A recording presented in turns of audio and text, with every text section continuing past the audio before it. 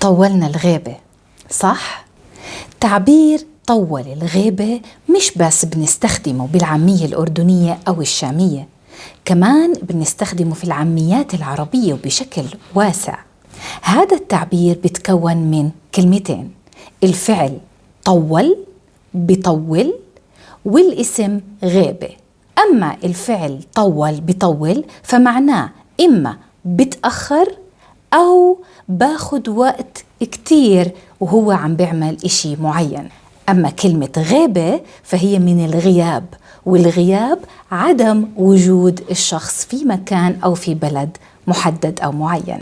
وبنحكي هذا التعبير للشخص حتى نبين له إنه غاب عنا فترة أكتر من العادية أو أكتر من المتوقع. أما المشاعر المفهومة من هذا التعبير فهي إما مجرد معلومة عادية زي مديرنا بيسافر كتير بس هاي المرة طول الغيبة، أو مشاعر اشتياق لكن مع حزن زي بالله لا تطول الغيبة هالمرة، البيت بدونك مش حلو أبداً.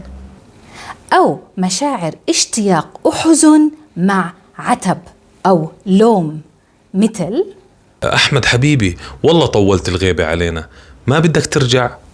وهلأ اسمعوا معي هاي المقاطع من أغاني عربية استخدموا فيها هذا التعبير بلهجات وبأشكال متنوعة. راحوا طولة الغيبة، وينك طولت الغيبة، طول غيابك، طولت هالمرة هالغيبة، طالت الغيبة ما شوفينك، طولت الغيبة